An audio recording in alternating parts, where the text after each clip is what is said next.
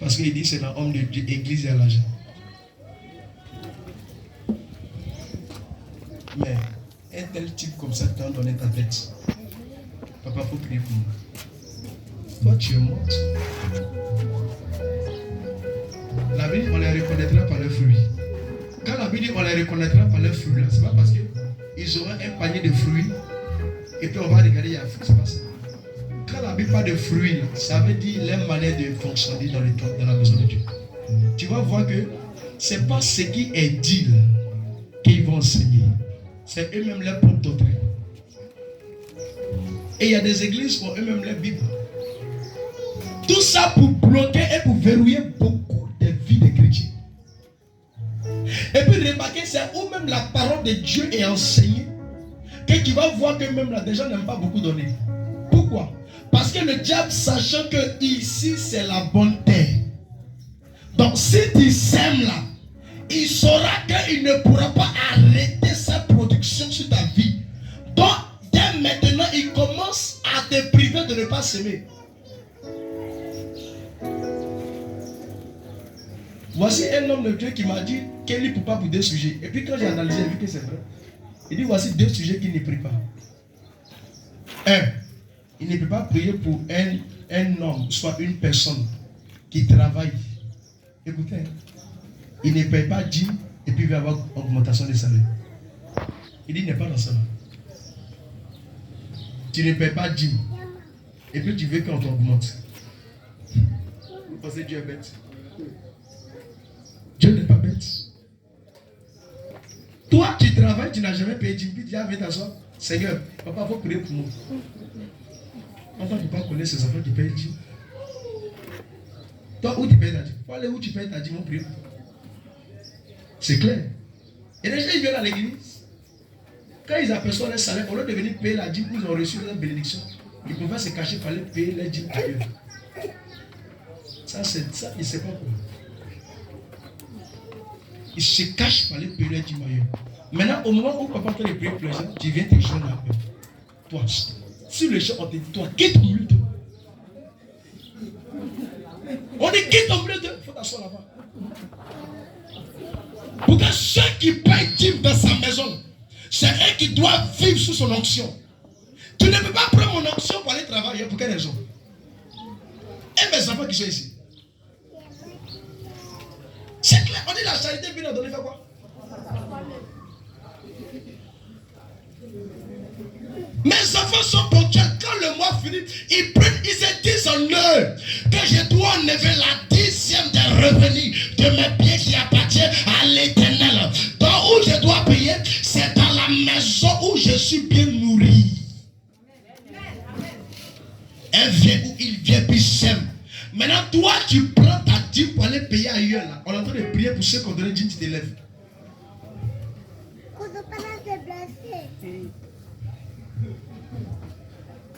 C'est pas bénédiction que tu veux. Il faut apprendre à entretenir ton feu. Sinon, si elle s'éteint, c'est pas encore de toi, on va prendre 1 heure de temps en train de prier sur toi. Il y a des gens même pour faire la délivrance là, tu es obligé de crier juste. Ça veut dire que tu veux faire descendre feu mon esprit physique. C'est tellement tu bailles. Toi-même, on te dit, ouais. Ouais, il y a elle à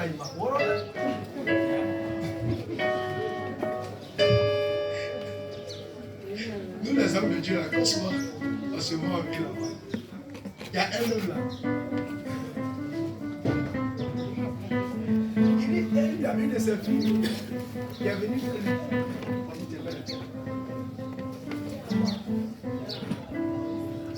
Il y a un de ses fils qui est venu le voir.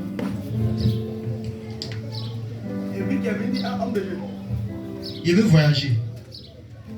Il a fait les passeports, tout, il veut voyager. Donc l'homme de Dieu lui dit, donc pour voyager, il faut enlever la dîme de tout cet argent que tu as pour faire les passeports. Il faut enlever, tu vas à l'hôtel, on va prier, confier ton voyage. Il a fait, il a déposé. Mais attends en lui-même là, sa pensée les deux. Ça veut dire que son cœur même n'est pas encore prêt. C'est-à-dire qu'il ne croit même pas que lui-même la prière que de l'homme de Dieu va faire partie. Attends, peut-être la payer au frère à l'hôtel. Donc l'homme de Dieu, lui ne savait pas.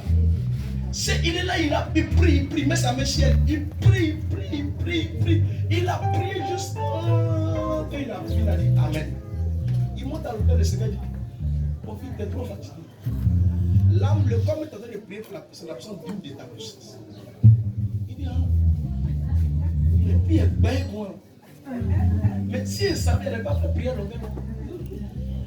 Pourquoi? Parce que Dieu même là, pour qu'elle te bénisse, d'abord, il faut avoir une bonne pensée. Il faut avoir une bonne pensée.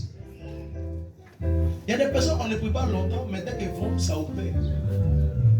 Ça détourne ta pensée. C'est pourquoi le Seigneur nous dit dans le livre de Matthieu, chapitre 7. Qu'est-ce qu'il nous dit? Il dit, si vous demandez en priant là, croyez en vous-même que vous l'avez déjà. Croyez en vous-même que vous l'avez déjà. Et vous verrez cela, ça. Mais si toi tu crois en toi, mais que tu l'as pas reçu, lui qui est en train de prier pour toi, lui, comment il va faire? Au contraire, mais lui, tu mets sa vie en danger. Est-ce que quelqu'un comprend pas? Donc, pour que ton feu soit allumé, il faut la retenir. Parce que le prince des démons, le prince des mouches, c'est Belzéboul, qui est le prince des ténèbres.